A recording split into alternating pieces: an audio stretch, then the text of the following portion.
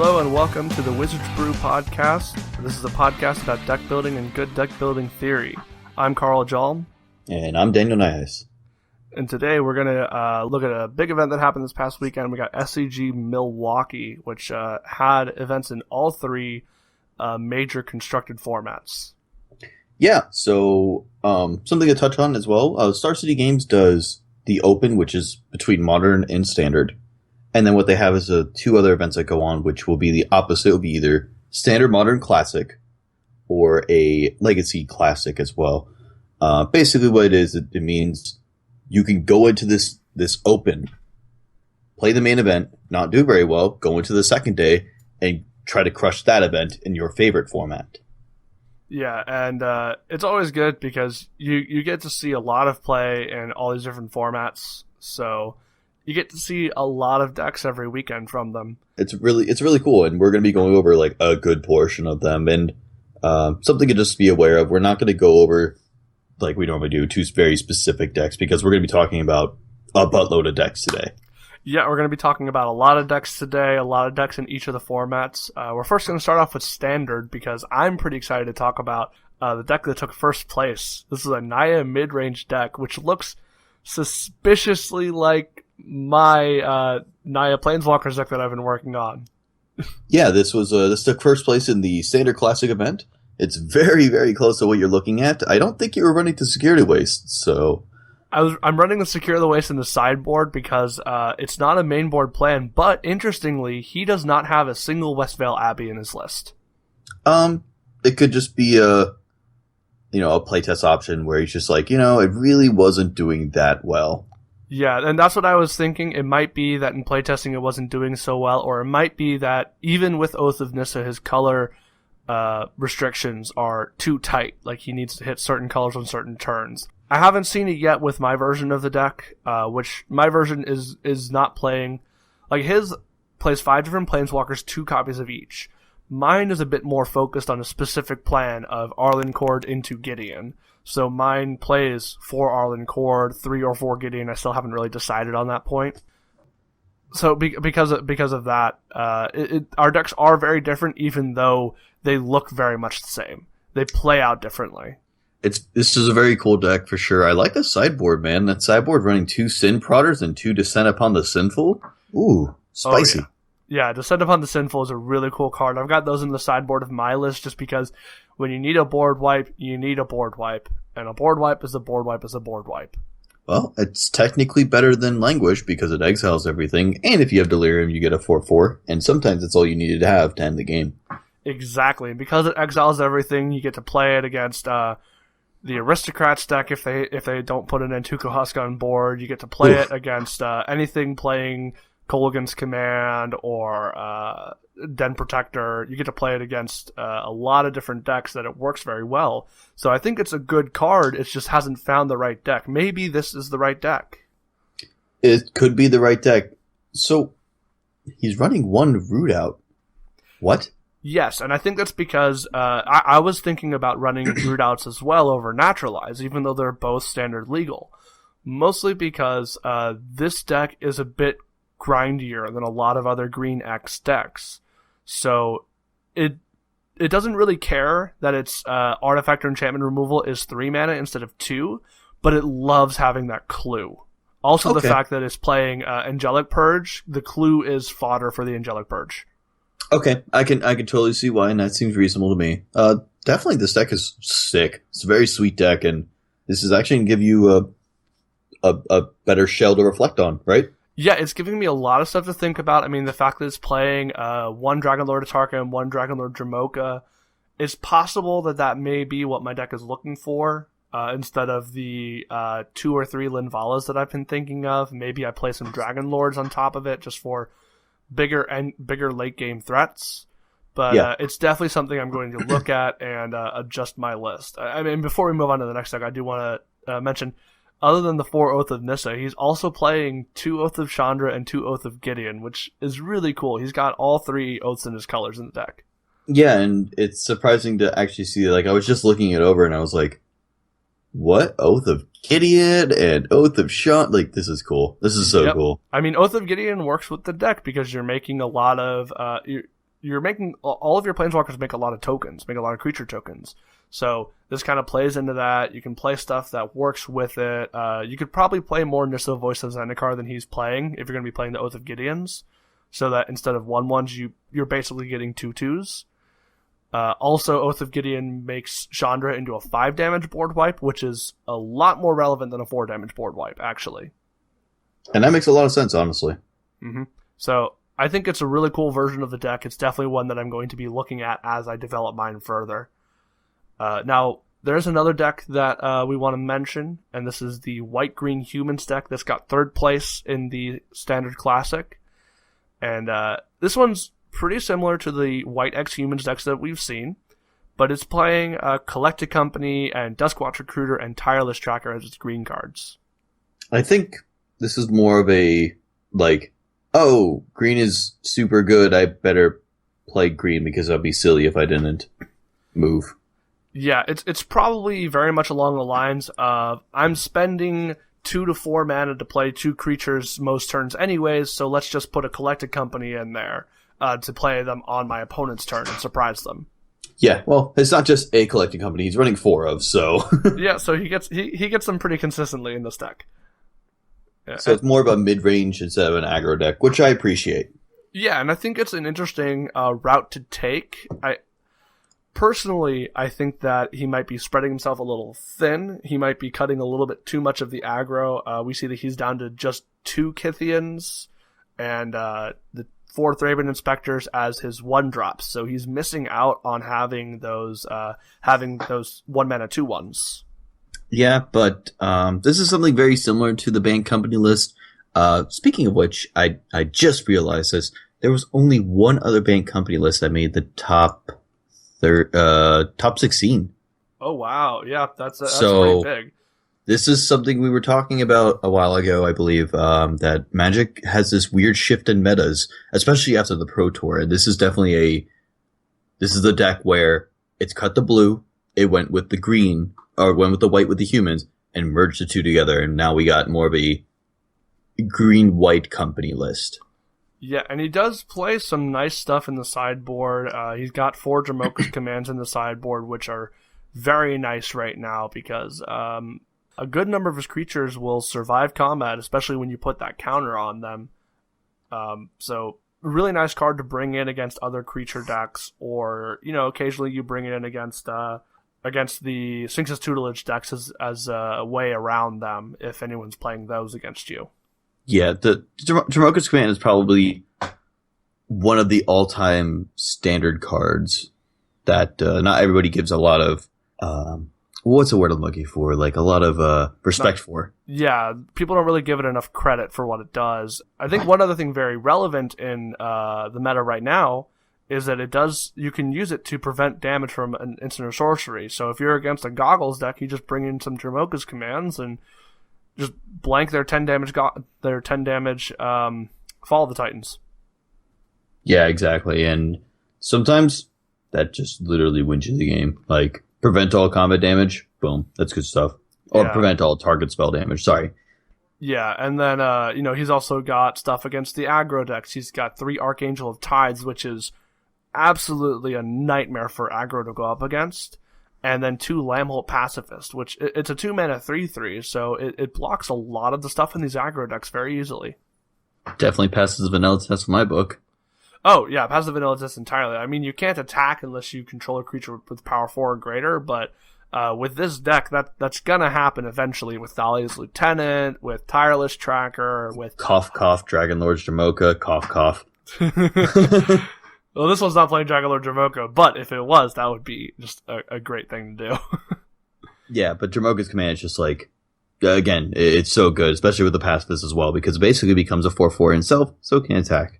That is true, and that works very well with it. So it's definitely a nice take on the White X Humans deck to bring it into this more mid-range shell and kind of have game against a lot of different decks because of how you can sideboard now. Sounds good to me. I like it. I like it a lot. Now, as far as the rest of the meta goes, I mean, everything else seems fairly well settled. I mean, Ramp and the Goggles decks are a little more represented than a lot of the other decks, but generally, every major archetype that we've actually talked about on this podcast is here for the most part. Yeah, I would say almost every archetype is on that list. There's a red-black control deck that we really didn't touch on, but we didn't find it too interesting. It's just kind of just like, yeah, your stuff's going to resolve and we're going to kill you. Yeah, it's just kind of a deck full of removal spells and a couple of threats. I mean, kind of a typical non-blue control type of deck. Yeah, everything resolves, but it won't survive. Mm-hmm. Yeah. Now, the other Classic event that was going on during the weekend was a Legacy Classic, and this one seemed like a lot of fun. You have some really cool decks that made it in the top 8 here. Yeah, so when we were first talking about this whole, like, oh, what we should be talking about today, it's like, okay, let's talk about Modern. But it's like, okay, we don't want to talk about Modern for the entire hour. So I was like, let's look at Legacy. We got Grixis Delver, Esper Stoneblade, Belcher. We have Belcher. It made 3rd place. Belcher That's made insane. it. Yeah, Belcher made it to the semifinals. This is great. I love this deck. I love to see it in action. It's definitely a cool deck, and something that's we've talked about this before. Sometimes you just get lucky. You're on a hot streak, or your opponent doesn't have any sideboard, or they just don't, or they're mulliganing to 5 every turn. Like Belcher, that's the kind of deck that you just get super lucky with. Mm-hmm. And sometimes, like, when you get lucky, it just goes. Like I was playing Legacy for a short while with Solidarity, the reset High Tide deck.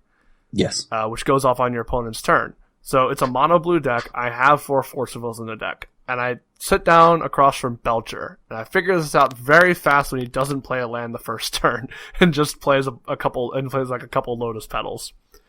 So I have a Force of Will. Yeah, I have a Force of Will in hand. And on his turn, he goes, ritual Charbelcher, and I go, Force of Will. And he goes, okay, pass turn. I start my turn, I draw a card, it's not a counter spell, so I'm like, pass. And he goes on his turn, crack pedal, play pedal, crack pedal, ritual, Charbelcher, LED, kill you. Ugh. And that's just what the deck does. Sometimes, because it runs 4 Goblin Charbelchers, which the namesake of the deck, sometimes that's all it needs to do is just be like, I'll play Belcher once. And you're just like, all right, I'll stop it. And it's like, all right, no problem. Draw. I've got it again. You have it. And it's like, dang, that's tough. And this is what's interesting about Belcher over Storm. It has more threats than Storm does, I would say. Storm can be easily countered by just a simple Flusterstorm, which so can Goblin Charbelcher, but Charbelcher is also a little flexible with having Empty the Warrens plus Tendrils of Agony plus Goblin Charbelcher in its main board plus sideboard. Yeah, it's running Burning Wishes, so that's cool as well. That's really cool. Now I'm actually going to interrupt that because Flusterstorm actually can't target Charbelcher because Flusterstorm only hits instants and sorceries. My apologies. So here's a... Yeah, you got me once, I get you once. There we go. Yeah, okay, there we go. We got it. Yep. But you can still hit Charbelcher with a lot of the other counter spells that see play. I mean, you've got the Force of Will always counters that. You've got in Miracles they have a nice handful of 4-mana targets to counter Charbelcher with, but they have to get the soft lock engine going first. So Charbelcher kind of takes advantage of, the fact that some decks don't play Force of Will. Some decks don't play enough Force of Wills to be able to counter this every time I play it. Yes, exactly. Sometimes it's all you need to do is just go threat, and you win. So this is a really cool deck. It's probably one of the more silly decks that exists, but it's definitely... Everybody can appreciate Goblin Charbelcher. Uh-huh. Everyone can appreciate it. And I just have to throw out there, I always love when the deck can turn 1 Land Grant. So Land Grant is a sorcery for 1 and a green. Search your library for a forest and put that into your hand, then shuffle your library. So because of that, the 1 mountain that it plays to occasionally double Charbelcher's damage is a Taiga. And Land Grant also says if you have no land cards in hand, you can reveal your hand instead of paying its mana cost. So you just go, look, I have a bunch of Rituals and Charbelcher in my hand. I'm going to grab this Taiga to get my first mana for the turn. Also, you just reveal your hand, showing your opponent that you have lethal in your hand. Yeah, it's really funny to watch a Charbelcher player just go, Land Grant? And the opponent scoops. Yep. There's times where it just happens. Yep. So that's definitely a really cool deck to see make the top 4 actually. The other decks that we had, I mean, we have the Grixis Delver list, which this is kind of a typical Grixis Delver list. There's nothing new here. Yeah, we were looking over the deck list. There's nothing too crazy about it. Maybe the one of Forkbolt mainboard. That's kind of a cool little tech. Maybe because he's conceding to like a concession to taxes, which is a fine reason to do it. Forkbolt hurts my deck a lot. Definitely is a very fine reason to be playing Forkbolt in the main deck. Just the one copy is good enough because it has plenty of other ways to deal with it, but just that one extra answer for a deck is usually all you need in Legacy. Yep, it's just good enough, and sometimes that's all you need to be. Yeah, so, I mean, this Grixis Delver taking the Legacy Classic is probably very much attributed to this guy. I imagine he's probably well practiced in the deck, and that's usually how you see like these typical decks just, taking games and not really making any innovative changes. Is a lot of times it's people who just know the deck in and out, which is a very good thing to do when you're playing Constructed, is know the deck like the back of your hand, so you know exactly how you need to sequence your turns. Exactly, and that's something that's very important, is just knowing your deck, because some people, they're like, I'm going to play the flavor of the month, and it's like, that's good for you, but it's not going to get you very far. It'll get you far, it'll get you, doing well, like, I'll play Bank Company, and it's like, well, now Bank Company is definitely not the best deck to play. What should you play next, Like, know the deck inside and out before you, especially for Modern Legacy, like, know your decks, because you're spending a lot of money. You gotta know it. You know what I mean? Yep. And I've seen people every so often, like they'll flip decks like every other week. First of all, I'm wondering, how do you have that much money? Second of all, if you're changing your deck every other week by so much, I'm like, it's hard to get enough practice in to really understand your deck and understand how it plays within your meta, know how it plays against the top decks that you expect to see. So a lot of times, I mean, we have a few players that play in our area who kind of do this, and whenever they go up against a new deck or a deck they just haven't played against yet, they start to flounder because they're like, oh, well, I don't know what my deck does here. Yeah, and you can kind of see that when it comes to sideboarding, and this is something you'll pick up as you play more, even Modern Legacy, even Standard. You'll just kind of like, you'll see that face. They'll put their hand on their head, they'll look down at their sideboard, and they'll go, what the hell do I do now? Mm-hmm. And because they lost game 1 because they don't know the deck well enough, and they're just like, what do I do? What do I bring in? What do I take out? And it'll take a long time to sideboard. And then you'll see an experienced player, and they'll go, take these out, bring these in, shuffle up, and they're ready. Mm. Like, it's mind-boggling on how fast that this kind of style of player changes, Yeah, and I do just want to throw out there, while we're talking about the subject of knowing your deck, I myself still listen to a lot of podcasts while we're, planning out our episodes and recording them. I listen to the Limited Resources podcast quite a bit. That's the Channel Fireball podcast run by Marshall Sutcliffe, and they recently did an episode about looking at the big picture while you're playing the game. Looking at the game as a whole and planning out your turns and thinking about, okay, well, here's the situation now. What is there in my deck that can get me out of this? And they were talking from a perspective of playing limited, playing drafts and sealed, but it's still a very good point for Constructed as well. If you know your deck inside and out, you know it like the back of your hand, you know what cards you need to look for to get out of certain situations. Yeah, exactly. And this is something like you and me as Storm players, we've picked up over a short period of time, is sometimes you don't combo that turn. You just say go because you need one more card, and you know you can get that one more card. And it's just, this is an experience thing, with more time, more energy, and more resources put into it, you will learn these things. And once you do, it feels real good when you get there with that. Yeah. Now, I do want to move on a little bit to the other decks in the Legacy format. Sorry about taking that little tangent for a while, but I feel it was a good point to make. So we did have a couple other decks in this top 4. I mean, we had Esper Stoneblade, which is always a decent enough deck, and it's classic. it's a classic deck in the format, and this is just like the Grixis Delver list. Not a whole lot innovative going on here, so it's again likely due to experience with the deck and maybe choosing the right deck for the meta.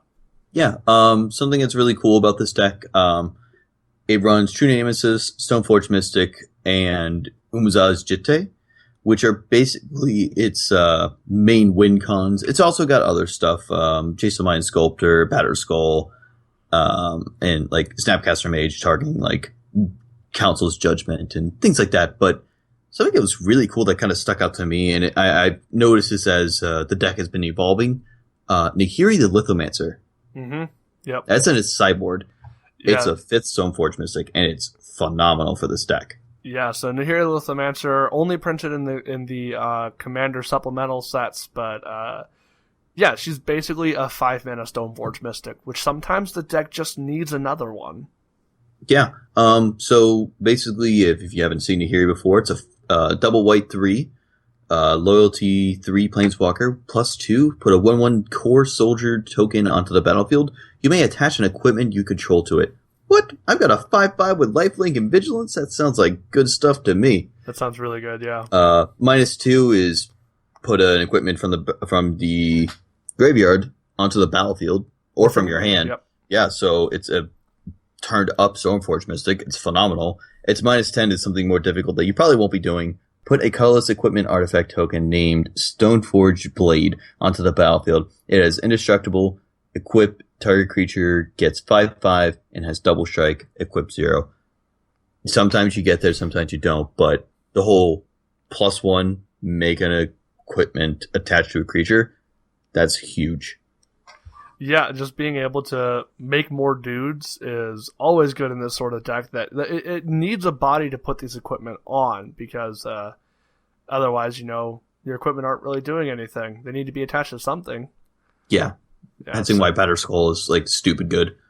Yeah, Batter Skull is just ridiculous. And the -2 being another activation Stoneforge Mystic is kind of what the deck needs occasionally. Sometimes a deck can get rid of all of your Stoneforge Mystics, and you just need that effect one more time. Yeah, just it's got some good stuff going on here. I mean, Esper Stoneblade is pretty much just the best cards in blue, white, and black with some equipment thrown in. Yep, and it gets there, man. It really does. Mm. It's really good to see it again. I mean, I haven't seen it very much in a lot of events, local. But yeah, a lot of local events especially. But it's good to see it doing well. Now there is one card that's very interesting in here, and Danny, you and I were talking about this right before we started recording. Esper Charm, which is most likely just a little preference call, and I really like this card. Yeah, it's pretty much a preference call, and something that we were talking about. We're bouncing off each other. It's a whole like, I'm gonna brainstorm my end step. I like all my cards in my hand. I'm gonna Esper Charm, draw the last 2 cards, like that kind of thing. It's a fine card. It's not bad. Yeah, it's white, blue, black. Choose one. Destroy target enchantment. Draw 2 cards, or target player discards 2 cards at instant speed. So it's an instant speed divination, or it's an instant speed mind rot, or it's an instant speed natural. It's naturalized in Esper. So it's a good flexible card because you have all those different options. You could, like you just said, Danny, draw the extra 2 cards from your brainstorm, or if you're already in a good spot, just go, okay, here's a bad Hymnotarac. Yeah, it's fine. This is a fine card. Yep, it does pitch the Force of Will as well, so that's always a plus. Which makes it great. Yep. Now, there was one other deck we wanted to cover in the Legacy Classic, and that is Slivers. Probably one of the coolest tribal decks that I see in Legacy. Yeah, so from time to time, Modern and Legacy will have a Meat Hooks or a Sliver deck. Meat Hooks more is with Force of Wills and things like that, but it's a tribal Sliver deck. And it's just like super aggro, play a bunch of slivers and kill your opponent as fast as you can. And it is so cool. Like, I don't know how to describe this deck because it's like one of the more interesting tribes that don't ever see love anymore. Yeah, and slivers have always been really cool because they're kind of the most flexible tribe in a way.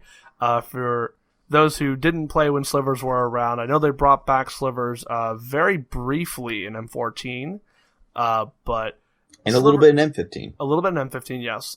So slivers, each of them, they're usually understated for their costs. But so like you have like 2-mana 1/1s or stuff like that. But each of them gives bonuses to all of your slivers. For instance, you've got the primary ones that you play in this deck are Predatory Sliver and Sinew Sliver, which are both 2-mana 1/1s, and they say slivers get +1/+1. Yes. Also, Muscle Slivers you play a 3 of. The other 2 are 4 ofs. So you've already got like a bunch of just good bears, and it's just like it gets out of hand so quickly. So that's the thing. They do affect themselves, so they're essentially 2-mana 2/2s that also give everything else +1/+1. But then each additional one you have out there, you have 2 Predatory Slivers, you have 2 3/3s, you have 3 Predatory Slivers, you have 3 4/4s, and it just gets ridiculous as you get more and more of them. Yeah, and then you're also running other stuff like Crystalline Sliver, where all your slivers have Shroud, and you're running Gale Radiant Sliver, which all your slivers have Flying, which is a fantastic finisher. Amazing against the fair decks. Oh man, and then one Phantasmal image because, sometimes you either need to copy something you have or copy something your opponent has. Yeah, and Phantasmal Image can essentially be just like that extra the extra muscle sliver that you need. Like, you haven't drawn another muscle sliver, so I'll play this Phantasmal Image as one, sure. Yeah, or target the Emrakul, because LOL. Let's both play Emrakul. That sounds fun. Yeah, mine's better because I get to attack first. Yep. Then you've got, the sideboard, you've got some typical stuff like the Harmonic Slivers, which are for any decks that rely on artifacts or enchantments. It's a 3-mana 1/1 that says, all slivers have, when this comes into play, destroy target artifact or enchantment. That's great. It's fantastic. And it's not a May ability, it's an automatic ability, it's whenever it comes in. And this was actually ran for a while in the pod decks. Yeah, because it was a naturalize that you could search for in Birthing Pod, which was really great. Yeah, a 3-mana 1/1 that has naturalize? Sure, why not? Yeah, and then you've got Necrotic Sliver, which it's 3-mana 2/2. All slivers have 3 mana, sacrifice this permanent, destroy target permanent. So it's been nicknamed the Vindicate Sliver because it has the same mana cost as Vindicate. It does the same effect as Vindicate. It's Vindicate on a stick. Yeah, this will definitely lock your opponent out of the game sometimes. Something he's not running, which I guess is fine, is the Sliver Hive, which would make the 1/1s. But I guess because Wasteland is a card, you really can't play it in Legacy compared to Modern.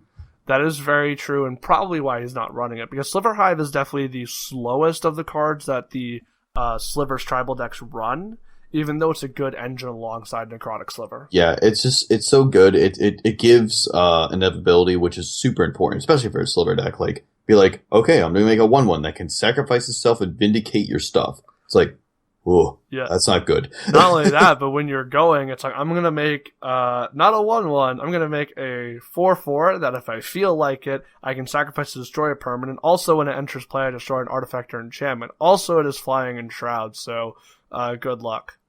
LOL. Yeah, now, there are some really interesting things in the sideboard. We do have 3 copies of Rest in Peace, 2 copies of Flusterstorm, and 3 copies of Thalia. So there's some interesting stuff going on here. We're playing some non-sliver cards in this deck. You know what? Thalia is so good.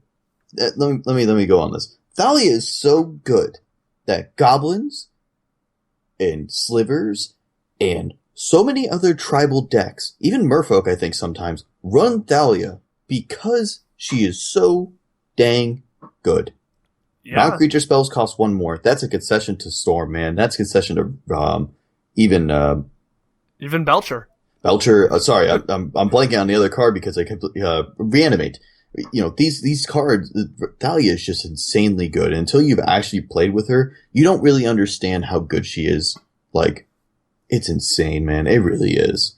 Yeah, she's a great card, and like you were saying, there are a lot of decks that play white just to be able to play her, and then maybe they'll splash in a couple of other cards, like maybe a Swords or so. But Yeah.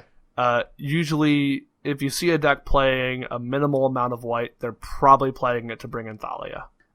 So most of these cards are a concession to Storm and Reanimator.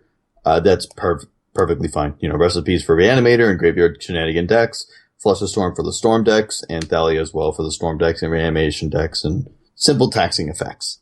Yeah, and that's kind of one of the things that you can do with the sideboard is just have a lot of cards that shore up your mediocre to bad matchups, just help make them better. And that's probably why he ended up in the top 4s, because he had these cards specifically for the decks that he knew he wouldn't be able to beat otherwise, or would have a very hard time beating. He also probably had a lot of opponents go, wait, what's that do? Yep, you get a lot of readers when you play a deck like this. And it's a good feeling, especially when you got readers, man. I like that stuff.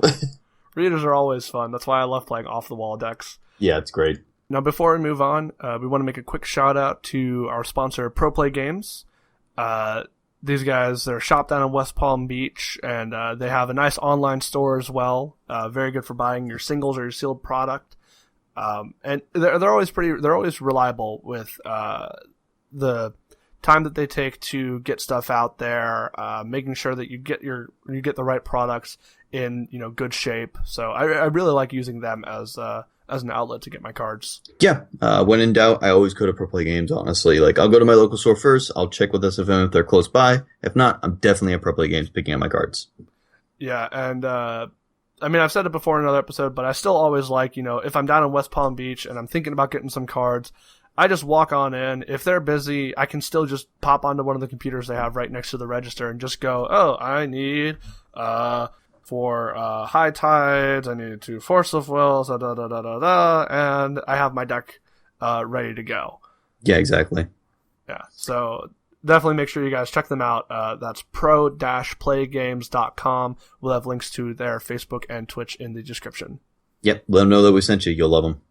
We're going to start talking about the Modern Open that was happening over the weekend. This was a big event. And yes. My favorite deck that made it to the top 8, Suicide Zoo, or as they were listing it, Death Shadow Aggro. Yeah, it's definitely Suicide Zoo. And for those that don't know what Death Shadow is, Death Shadow is a 1 black creature avatar. Yep. It says Death Shadow gets -X, where X is your life total. It's a 13/13 by itself, so it's a 1 mana 13/13 possibly, if you're at 7 life. No, actually, if you're at 7 life, it's still smaller. It's a 6/6 at that point. Wait, what? Yeah, because it gets -X, where X is your life total, so you can't play it before you're at 12 life. So, right. My apologies. Yes. So this deck, what it does, it's got kind of a basic zoo shell with Monastery Swift Spear, Wild Nicoddles. This list was playing Step Links, which is kind of another Wild Nicoddle in a way, because Step Links is a 1 mana 0/1, which sounds kind of bad at first sight, but as landfall, whenever a land enters, a Step Links gets +2/+2 until end of turn. So a lot of turns. This is Modern, so we're playing fetch lands. It is a 4/5 for 1 mana. Yeah, that's pretty dumb. Legit. Step Links was a mistake by Wizards, and Scythe Leopard was the oops, we made it oopsie. Yeah, Scythe Leopard was the powered down Step Links. They thought they made Step Links balanced by giving it 0 power. Oh, no, you did not. Not at all. But yeah, it's got the basic zoo shell of those creatures, Become Immense, Lightning Bolt, Mutagenic Growth is played in a few zoo decks as well, but then you've got your Death Shadow, you've got Street Wraith, which is a 3 black 3/4 with Swamp Walk, but that is not why you're playing this card. You're playing it for the cycling. Which you're not even paying for cycling, because all you're doing is losing 2 life. Value. Yeah, losing 2 life, making your Death Shadow bigger, and then you've got 4 copies of Gataxian Probe. So Street Wraith is basically a Gataxian Probe that you can play at instant speed and does not let you look at your opponent's hand, which is perfectly fine. Yeah, it's perfectly fine, because all you're doing is taking that 2 life, draw another card, and you're just like, yeah, you're just going to lose to this Death Shadow. It's going to be massive. It's insane. Yeah, and then you got your Mutagenic Growths, which, like I said, they used to play in other zoo lists, but they're especially effective in this deck because it's not just 2 life, give something +2/+2. If you have a Death Shadow on board, it's 2 life, give that Death Shadow +4/+4. Yeah, or permanently +2/+2 and temporarily 2+2/+2. Yeah, essentially. now, my favorite thing with this deck is it is the only deck that I've ever seen that lightning bolts itself in the face. Yeah, this is the kind of deck where both you and me have a story for this, and mine's fairly short, but this is the kind of deck where you don't care about your life total because you're going to go faster and bigger and wider than your opponent. And Lightning Bolt is not a deal 3 damage to your opponent, it's make your creature +3/+3. Or give 2 of them 3/+3. Like, it's really, really crazy.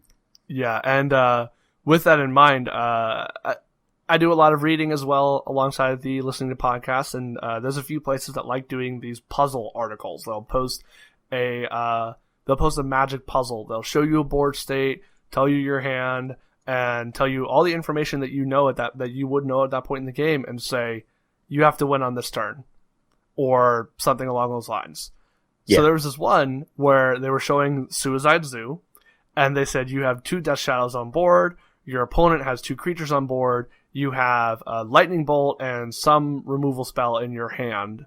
How do you win? And the solution was you cast the removal spell on one of the creatures, you attack with both Death Shadows, and then you Lightning Bolt your face and cast Teamer Battle Rage on the one that got blocked. And Teamer Battle Rage is a fun card that just came out, and this is like the perfect home for it.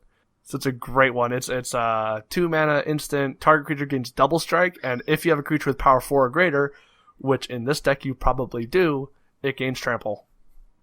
That's real good. Yeah, real good. Yeah, so you Lightning Bolt your own face instead of dealing 3 damage to them, you now deal 3 off the unblocked Death Shadow and deal 4 or 5 damage on the one that's blocked. Very fun way to end the game right there. It's fantastic. And plus, like, there's another thing you can do is, like, dismember the creature. Now it has double strike and trample. Trample damage goes over. It's probably lethal. Yep. And then, yeah, I mean, it's a great card. It's a great way to end the game right there. And we do also have in this deck another new card, Abbot of Carroll Keep. We saw this guy see a lot of play in the last standard, while red was still really strong. And he fits right into this deck because realistically, I mean, not counting Dismember and Become Immense, but realistically, this deck plays 1 and 2 mana spells. Yeah, and it's basically saying exile top card of my library and then cast it because I'm baller.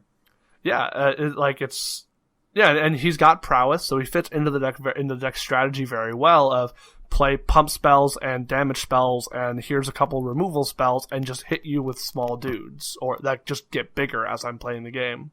Exactly.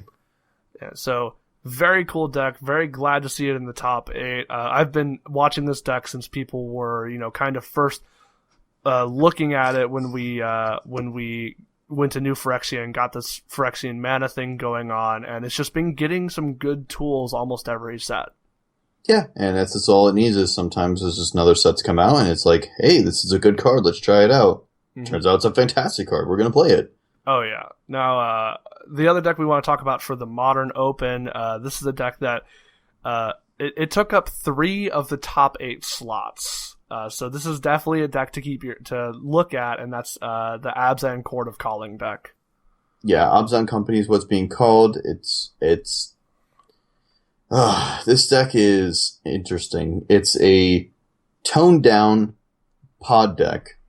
It's a toned down podless pod deck at that too. And it's just, I don't know, Collected Company is the only piece that's keeping this deck together, and it's a very, very powerful deck. Yeah, definitely. And I mean, you've got Court of Calling is basically your replacement for Birthing Pod. It didn't see a lot of play in the Birthing Pod versions because you didn't need it, but now you kind of need it to get that extra oomph, to get that last combo piece out. And I mean, one of the biggest strengths of the deck is when it can't combo off, it still just mid-ranges you out of the game. Exactly, and it's extremely powerful in that sense, because you're just like, I'll play Kitchen Sphinx, I'll just have my Noble Hierarch, give it +1/+1, and it's like, oh, dang, that's a lot of damage. Yeah, that's a big dude, and if I block it, you still gain life? That doesn't seem right. Exactly. Yeah, and you've got... I mean, the 3 decks that were in the top 8, there weren't really some big differences in them. They were basically all the same deck. The only real differences was which cards to play main board, which cards to play sideboard game 1, and how many spell skites you had. There really weren't very many differences between them. And this is something that is good and bad. Because the top 8 had 3 of them, it's a good thing because it means it's an established deck. The bad thing is there's also 3 of these decks. How good is this deck? Is it too good? Is it too busted? This is something that we were going to talk about real quick. I just want to touch on it right now, just get it out of the way. Collecting Company is one of those cards that is extremely close to being on that ban list. And I'm not saying it will. It's speculation, of course. But for me, I think Collecting Company is definitely on that, like, we're keeping an eye on you kind of card. Like, you're going to be good. We know this. Yeah, it's probably just, it's the card that we all know Wizards is watching, but no one knows exactly what they're going to be doing with it, whether they're going to be banning it or printing something that plays well against it or anything like that. I do think the one thing that we need in Modern still, and they tried this with the recent ban and restricted change, is to get a good blue deck.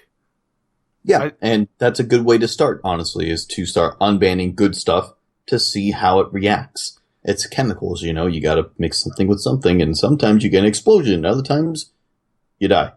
Yeah, and I think a very good blue deck would kind of be the thing to beat this Abzan Chord deck, because, I mean, the 2 cards that it runs through, Chord of Calling and Collecting Company, they're both instants. They both cost quite a lot of mana.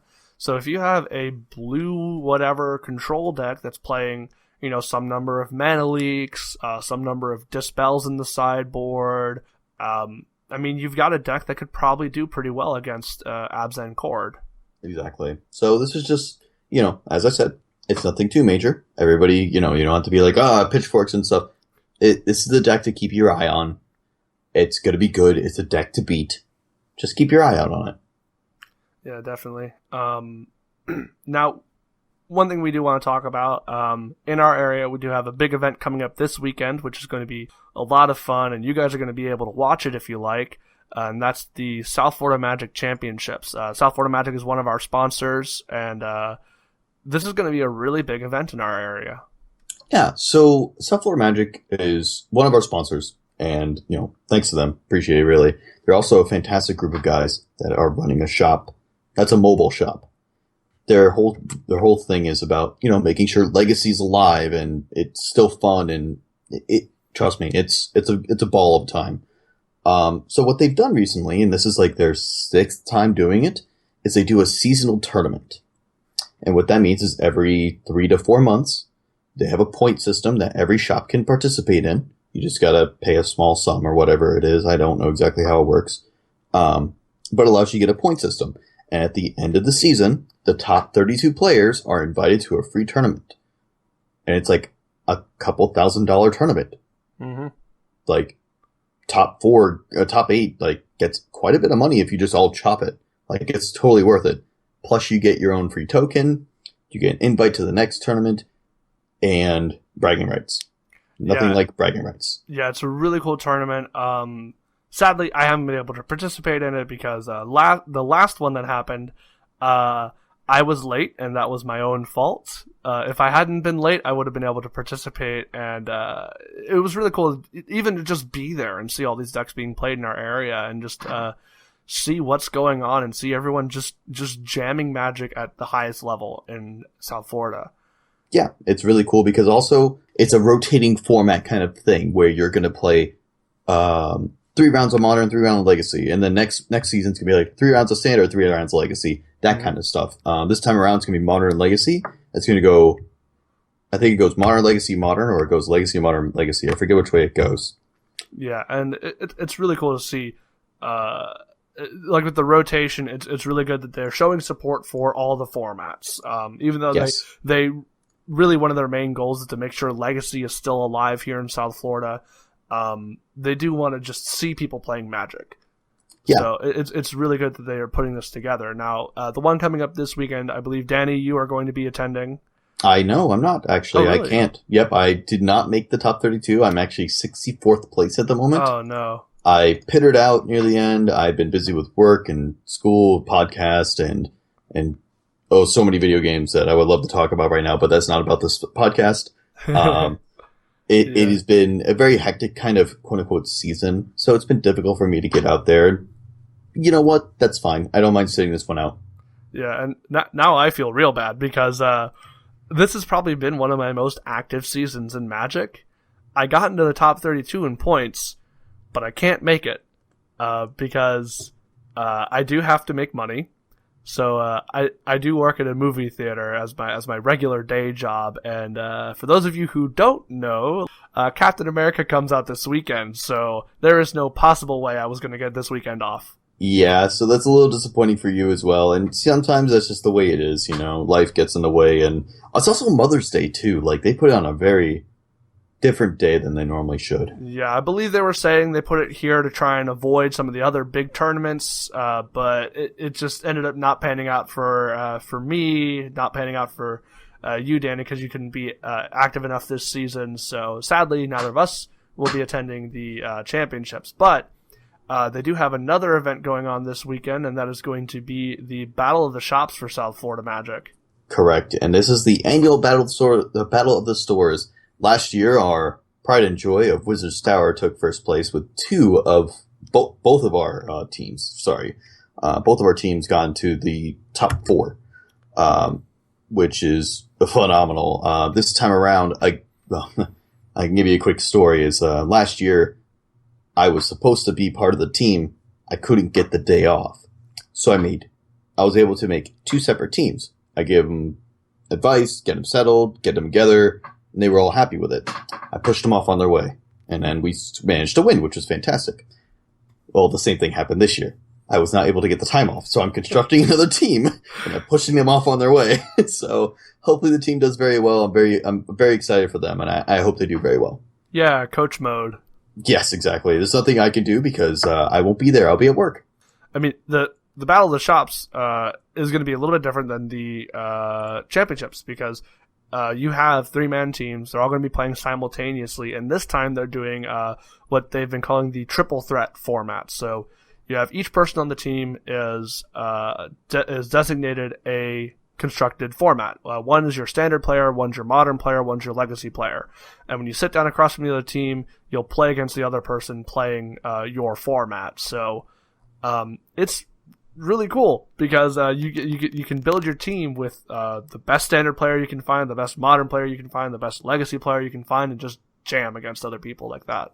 Yeah, and it's really cool because what it is it's a best of 3 between all 3 players, but what it is it's the first team to get 2 points.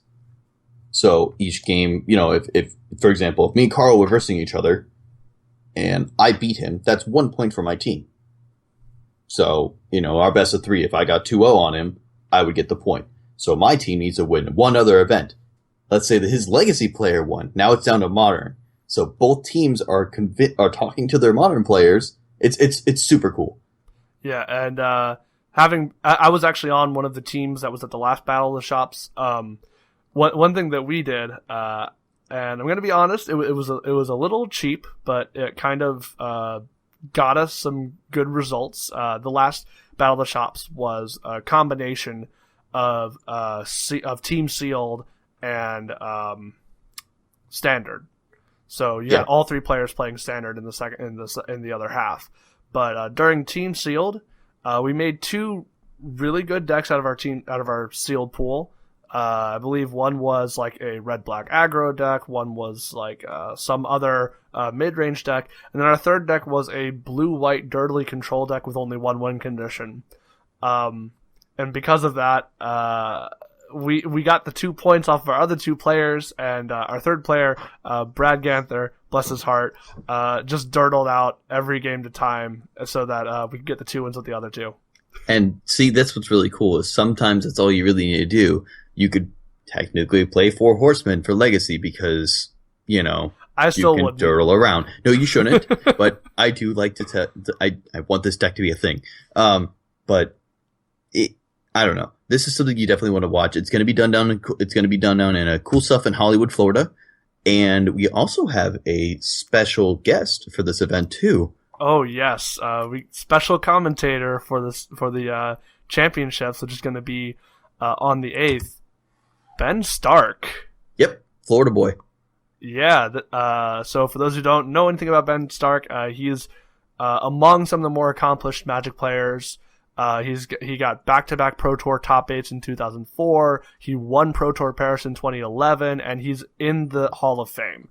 Yes. This guy has a pretty nice resume. He's also a really chill dude. I think I've had the opportunity to meet him once, and he's like a really cool guy. Oh, I'm so jealous. I haven't met him yet. Yeah, so you know what, though? I recommend checking it out. It's going to be really fun. It's going to be a great time. So it just go watch it. You're going to love this thing. You really will. Yeah, so for those of you who do want to check it out, and I would really recommend that everyone do, it's going to be we're going to have the Battle of the Shops on Saturday, the 7th, and the championships on Sunday, the 8th, and that's going to be at twitch.tv/South Florida Magic. I'll have a link in the description as well. Yeah, definitely go check it out, guys. You're going to love it. It's a great time. I've been able to go to a few of them before. I've done pretty mediocrely, if not worse, but they're always fun because what's nice about these events, it's for cash money, bragging rights, and all that kind of stuff. But it's a lot of good players, a lot of cool guys getting together, just having a ball. Yeah, I mean, the South Florida Magic guys know how to have fun. I love them a lot. They're great guys. I'm just looking at I'm going through their Facebook page trying to getting the information for the championships, and all I'm seeing in front of my face, that they made a new playmat for South Florida Magic, and I love this one so much. It's got a picture of Mike Danto, one of the guys who helps run South Florida Magic, and he plays quite a bit of Infect and Legacy. And it's a picture of him just smiling, and it says, "When you Cataxian probe and the coast is clear." It's basically the best representation of any combo Storm player ever, and you Cataxian probe your opponent, you're just like, oh yeah. Oh yeah. Oh yeah. This is good stuff. Yeah, I think they said they only have 25 of them in right now. It's just kind of like someone posted the picture of Danto. Someone else added the words to it with some memify thing, and then everyone started asking for a playmat. But hopefully they make this a regular item on the shop. I hope they do. I think it might be a limited print run for now, but I do remember that somebody posted at the tournament. It was a GPTQ. So that way he got first round bye. He actually won this tournament as well, so congrats to him. Oh, yes. But then Dave Atkinson, got the picture, put the wording on it, and then it's probably the most popular thing that we've ever posted on SFM. People loved it. It was so good. Like you said, it's so indicative of the combo player. That is a combo player face. Well, I'm gonna put a link to the playmat in the description as well, just because this is something that you guys all have to see. It's great if you like combo at all, or just Magic in general. Or just honestly, Magic in general. Yeah. All right. Well, that about does it for our episode this week. We're gonna hopefully have more episodes like this, covering a lot of these different decks. We are looking to have another episode of the What Is series coming up pretty soon. We're still deciding which deck archetype we are going to cover for that, but when we post that up, we'll have it ready for you. Yeah, we're kind of waiting for a dry spell because, closer to pre-release is kind of when there's a dry spell for Magic. Before, it's this weird area during the second half of the month where there's nothing going on and there's something coming up and there's nothing going on in the middle. It's really weird. Yeah, and definitely we want to make sure we cover all these big events, but still give you guys some great insight into the deeper moments of Magic and a little bit more in-depth, a little bit more of an in-depth look at a lot of these decks and deck archetypes. Yeah.